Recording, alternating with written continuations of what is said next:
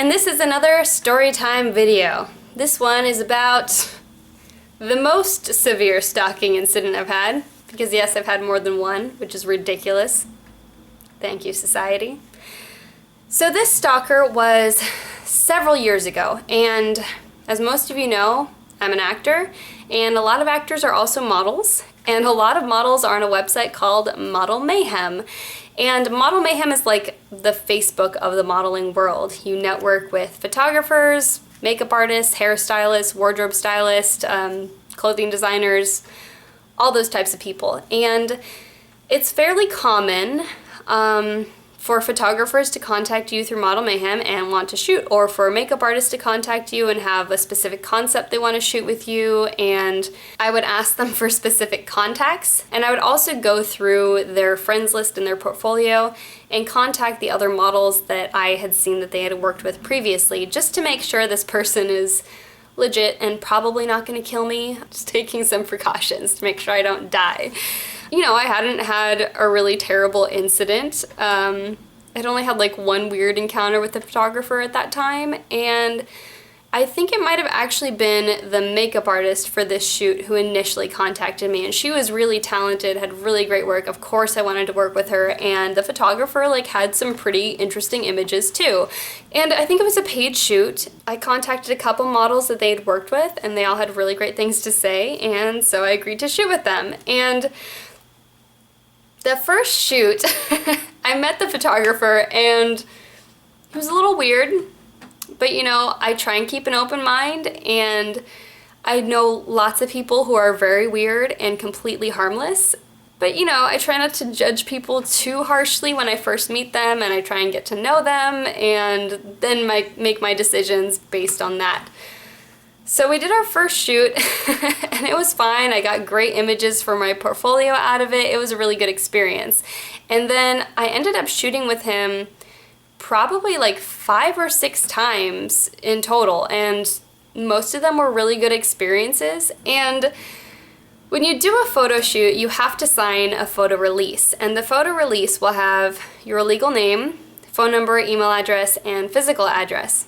Standard practice, totally normal, 100% normal. So this photographer had my photo release from the first time I shot with him, and we just used that standard release every time I did another shoot. It must have been probably about 2 years down the line, and suddenly he started messaging me a lot more through the Model Mayhem messaging app. At first it was just like he was contacting me too often, and then he started harassing me about me shooting with other photographers and shooting concepts with other photographers that I didn't want to shoot with him.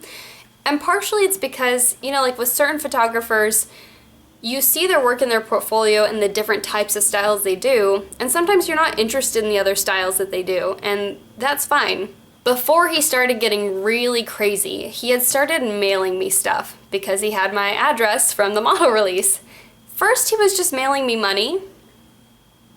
Kind of weird, but you know, not gonna turn down money. He would be like, well, I didn't feel like I paid you enough for the last shoot, and I just want to send you money, and weird, right? But whatever, not too bizarre. And then he started saying, the only reason I make money is so I can give it to you, and that was really weird, and I told him to stop.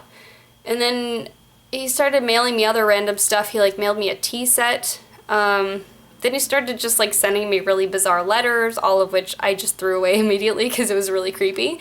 And then eventually I moved. Yeah, wasn't safe there, so good thing I moved. And I felt a little bit better about that. I had realized that the last shoot I ended up doing with him, I had a pair of red tights that I brought for a costume, or a piece of a costume, and they kind of disappeared at the end of the shoot. I didn't think much of it. I thought maybe I just like misplaced them for whatever reason, and they were just gone. Until he started getting weird and sending me these messages, and then right around that time, he posted photos of himself in his portfolio wearing my tights. It was weird. So I sent him a message saying, I don't really appreciate you stealing my red tights and then wearing them and posting photos of yourself in them. Like, who does that? that's really weird and inappropriate. And I'm pretty good at standing up for myself in that regard. I think that was like the tipping point of when he got really bizarre. And then the messages just wouldn't stop. He ultimately ended up sending me thousands of messages via Model Mayhem. I eventually had to block him on Model Mayhem, and the website wouldn't delete his accounts. And he had multiple accounts. He would like make a new account just to talk to me on Model Mayhem. So eventually he had like 6 different accounts on Model Mayhem, and the creators of the website wouldn't block him. They wouldn't delete his accounts. They wouldn't bar him from the website, even though he was clearly violating their terms of service. But you know, I think he eventually got tired of making new accounts, and then he would email me. And as the messages from Model Mayhem sort of like got cut off, then he started emailing me more. And I think I ultimately ended up with about 1,000 emails from him. Then I blocked him through email, and then he moved on to text messaging me. And it got so bad at one point that he was calling me or sending me a text message like every 5 minutes for like an entire month. And our cell phone provider, you have to sign in online with a password to block a phone number remotely unless you go into a branch. And my parents were living on the East Coast already at this point, and we're on a family plan, and so I couldn't just go into one of their business locations and block the number myself. My parents had to be there and do it, or they had to do it online, but they couldn't remember the passwords, so we couldn't block his phone. And he was able to just like keep calling me, and this was back in the day with like I think I had a BlackBerry at the time. So there was really like no way to block all of these messages, and I would just have to like turn off my phone, and then I would turn on my phone and they'd all come flooding in. And ultimately I think I presented the court with, I don't even remember, there were like thousands of messages that I had to present to the court eventually. And I didn't even present all of the messages that he sent me as evidence. It was just like printed on both sides, double-sided printed, like a fat stack of papers like this of just emails and Model Mayhem messages. And I just had the messages in my cell phone because I didn't really have a way at the time to like print them out anywhere. My mom was in California, and we were able to go and block his phone number and take care of that. But it was so upsetting to have my entire life taken over by this creep. And when this started happening, I started getting messages from other people on Model Mayhem, some people I had worked with and a bunch of people who just he had worked with, asking me like, what's going on? Are you okay? What happened? And then I found out from these people that this creep, this crazy prick, had been telling people that we had a romantic relationship, which is just like disgusting and horrifying. And this one model told me that she thought I was the love of his life, and like all this craziness.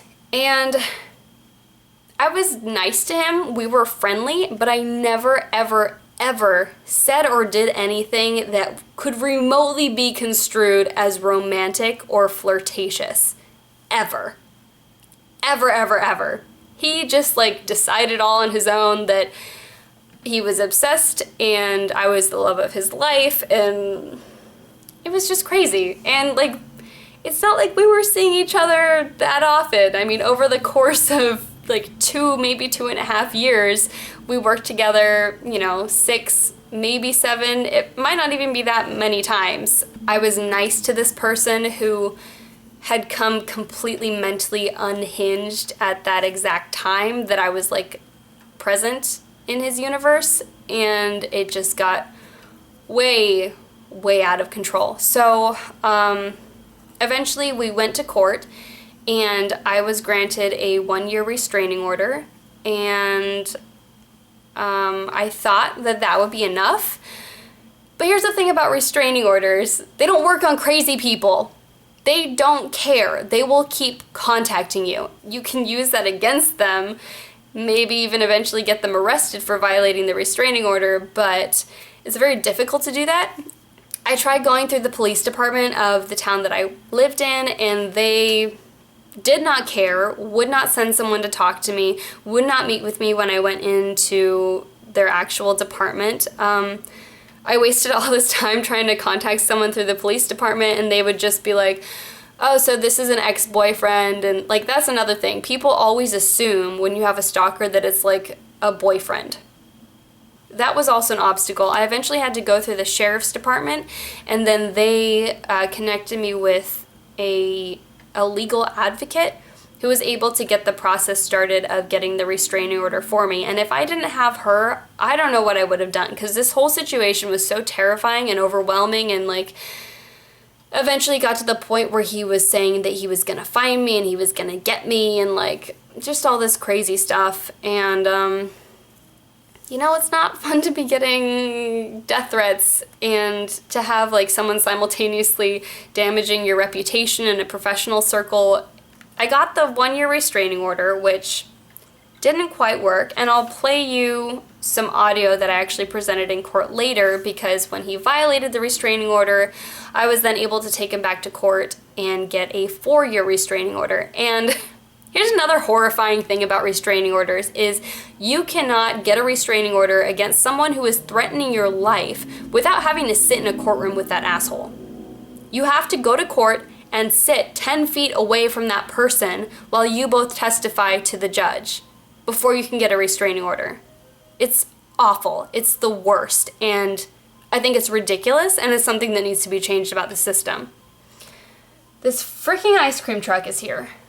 So I will play you the audio that I played in court. Sorry, the quality's not that great. Have it on my phone, but here it is. Yeah, this decade, he was just saying hello. Next message. Dickie, give me a call back, goddammit. We got some work to do in the morning. Goddammit. Got some work to do. Goddammit. Dickie, what the fuck is that? You motherfucker. Call back. Dickie. You cocksucker. Next message. Hey, hello? Yep. Well, you best call back. The number's 483 38. Yeah, that's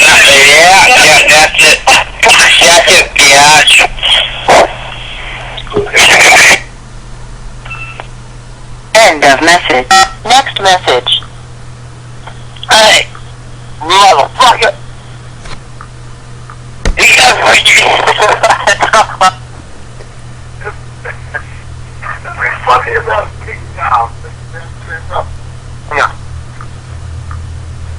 Hey, there's a black girl. Yes. Now what the fuck? You wanna talking shit? You fucking ravioli motherfucker! Yeah.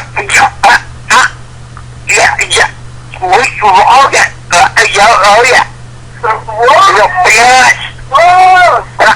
Come on, motherfucker!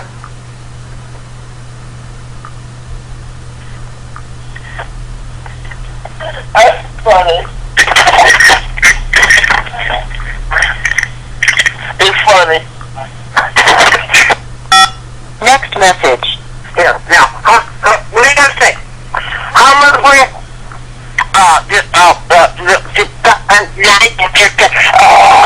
You little fuck. Motherfucker. You don't know who the fuck you're dealing with, man. This is some big baloney, bud. Yeah, exactly. There's no one. I'm not.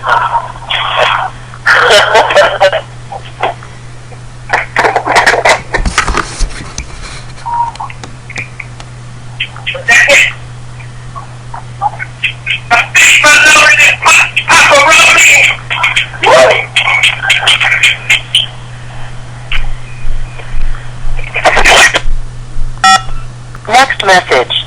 Put your teeth between your fucking knees, bitch! What the fuck?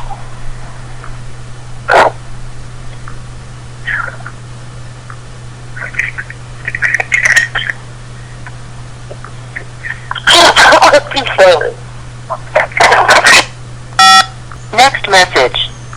No! We've been speaking a long time. Sorry, you're not gonna get up, girl. You're fucking so fucking loud. Whoa! Fucking eardrum breaking. Breaking our eardrum. No, we're playing around. We're just, I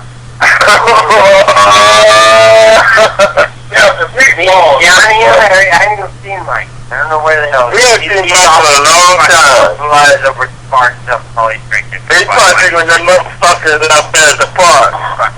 He got arrested. He got arrested? Oh my goodness. Mike got arrested last night. Mike got arrested last night. Oh, you fucking so easy, alright. Goddamn freedom or something. Debbie, Debbie, answer the fucking phone. All night to get off the site. Debbie, tell Michael to fucking shut his fucking mouth and answer the fucking phone. Next message. Yes, I'm trying to reach you, man. Is this tonight? Oh, my goodness. I'm sorry, I must dial the wrong number. Next message. Hey, troublemaker, what you doing besides causing fucking trouble, you fucking idiot? Next message. Come on, you fucking car, you and your fucking swimming pool, you fucking retarded bitch. End of messages.